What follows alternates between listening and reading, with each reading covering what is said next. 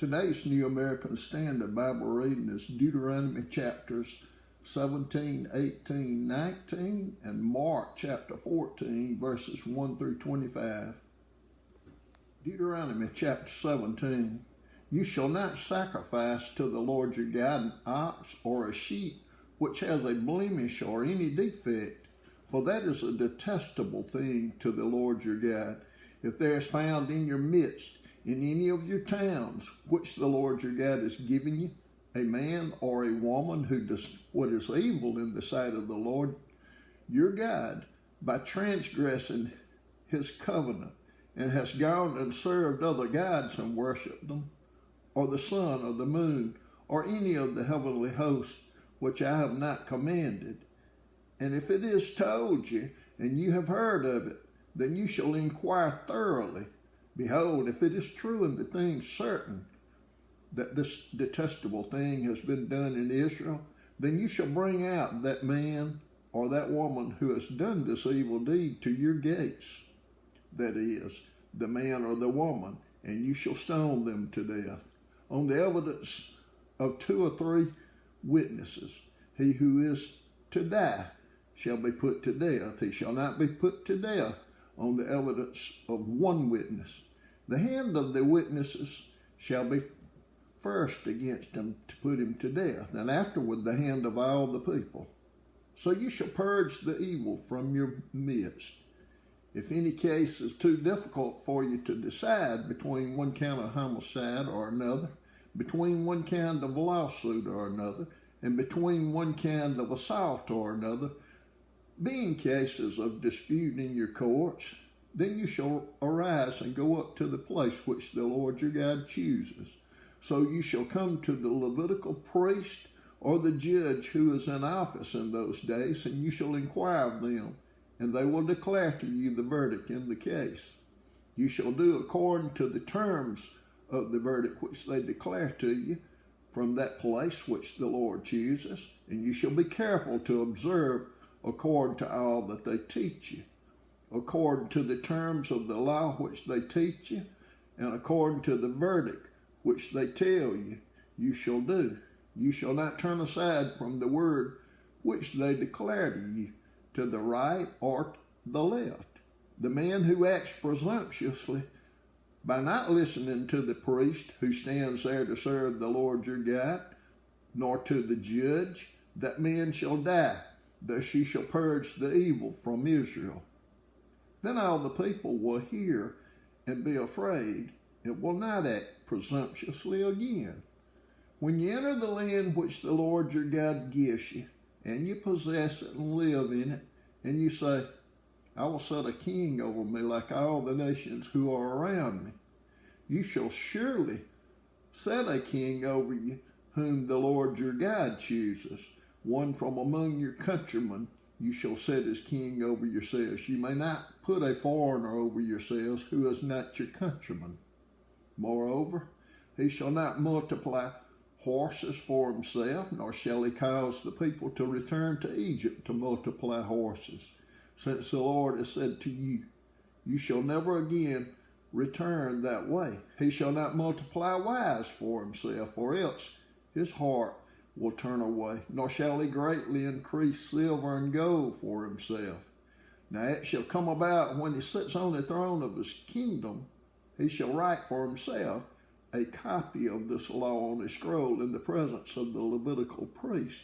It shall be with him, and he shall read it all the days of his life, that he may learn to fear the Lord his God, by carefully observing all the words of this law and these statutes, that his heart may not be lifted up above his countrymen, and that he may not turn aside from the commandment to the right or the left, so that he and his sons may continue long in his kingdom in the midst of Israel. Deuteronomy chapter 18. The Levitical priests, the whole tribe of Levi, shall have no portion or inheritance with Israel. They shall eat the Lord's offerings by fire in his portion. They shall have no inheritance among their countrymen. The Lord is their inheritance, as he promised them. Now this shall be the priest's due from the people, from those who offer a sacrifice, either an ox or a sheep, of which they shall give to the priest the shoulder and the 2 cheeks and the stomach. You shall give him the first fruits of your grain, your new wine, and your oil, and the first shearing of your sheep. For the Lord your God has chosen him and his sons from all your tribes to stand and serve in the name of the Lord forever. Now, if a Levite comes from any of your towns throughout Israel where he resides, and comes whenever he desires to the place which the Lord chooses, then he shall serve in the name of the Lord his God, like all his fellow Levites who stand there before the Lord. They shall eat equal portions, except what they receive from the sale of their father's estates. When you enter the land which the Lord your God gives you, you shall not learn to imitate the detestable things of those nations. There shall not be found among you anyone who makes his son or his daughter pass through the fire, one who uses divination, one who practices witchcraft, or one who interprets omens, or a sorcerer, or one who casts a spell, or a medium, or a spiritist, or one who calls up the dead. For whoever does these things is detestable to the Lord, and because of these detestable things, the Lord your God will drive them out before you. You shall be blameless before the Lord your God. For those nations which you shall dispossess listen to those who practice witchcraft and to diviners. But as for you, the Lord your God has not allowed you to do so. The Lord your God will raise up for you a prophet like me from among you, from your countrymen. You shall listen to him. This is according to all that you ask of the Lord your God in Horeb on the day of the assembly, saying, Let me not hear again the voice of the Lord my God. Let me not see this great fire any more, or I will die. The Lord said to me, They have spoken well. I will raise up a prophet from among their countrymen like you, and I will put my words in his mouth, and he shall speak to them all that I command him. It shall come about that whoever will not listen to my words, which he shall speak in my name, I myself will require it of him. But the prophet who speaks a word presumptuously in my name, which I have not commanded him to speak, or which he speaks in the name of other gods, that prophet shall die. You may say in your heart, How will we know the word which the Lord has not spoken?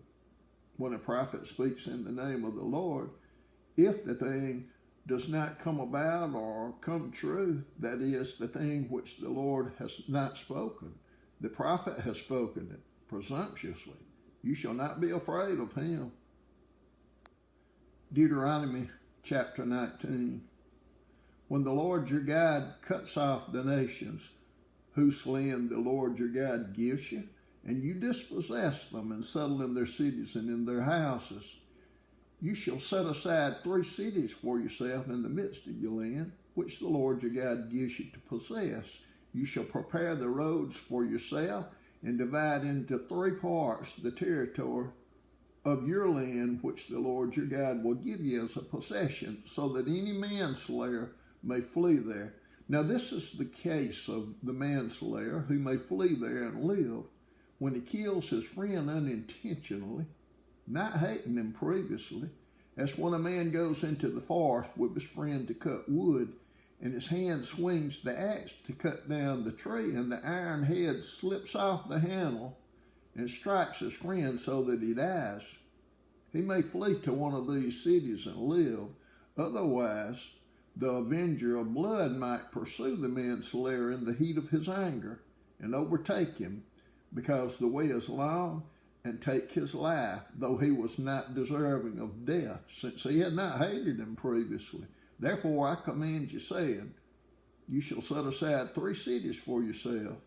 If the Lord your God enlarges your territory, just as he has sworn to your fathers, and gives you all the land which he promised to give your fathers, if you carefully observe all this commandment, which I command you today, to love the Lord your God and walk in his ways always, then you shall add 3 more cities for yourselves besides these 3. So innocent blood will not be shed in the midst of your land, which the Lord your God gives you as an inheritance, and blood guiltiness be on you. But if there is a man who hates his neighbor and lies in wait for him and rises up against him and strikes him so that he dies, and he flees to one of these cities, then the elders of the city shall send and take him from there and deliver him into the hand of the avenger of blood, that he may die. You shall not pity him, but you shall purge the blood of the innocent from Israel, that it may go well with you. You shall not move your neighbor's boundary mark, which the ancestors have set, in your inheritance, which you will inherit in the land that the Lord your God gives you to possess. A single witness shall not rise up against a man on account of any iniquity or any sin which he has committed. On the evidence of 2 or 3 witnesses in a matter shall be confirmed.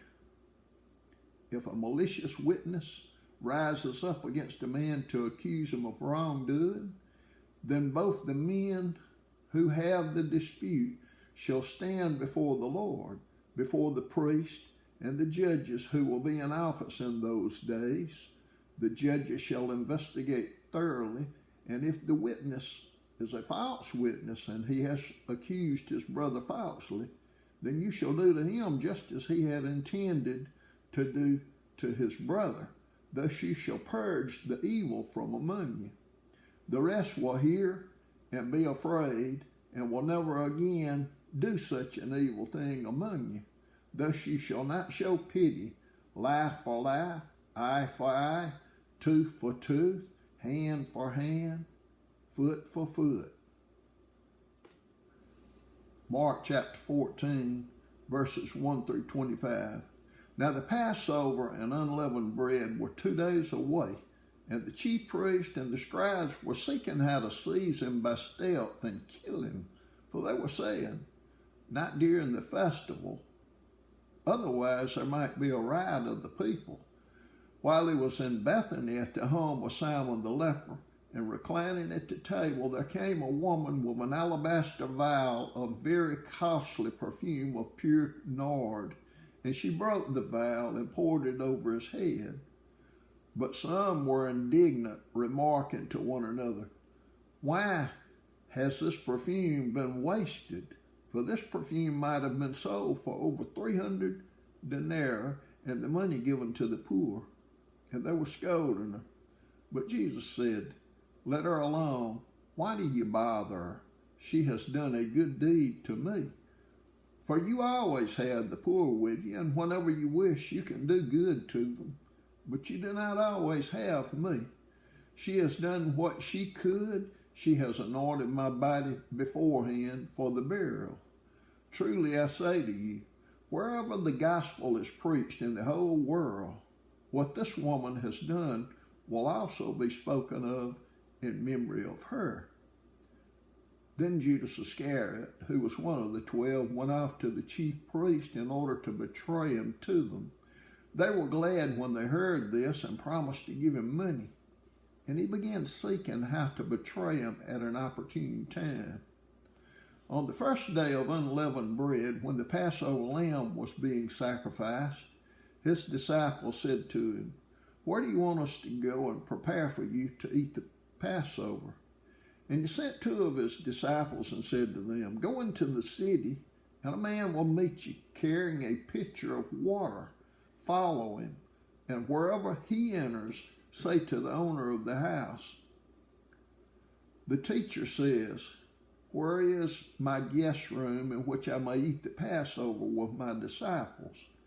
And he himself will show you a large upper room, furnished and ready. Prepare for us there. The disciples went out and came to the city and found it just as he had told them, and they prepared the Passover.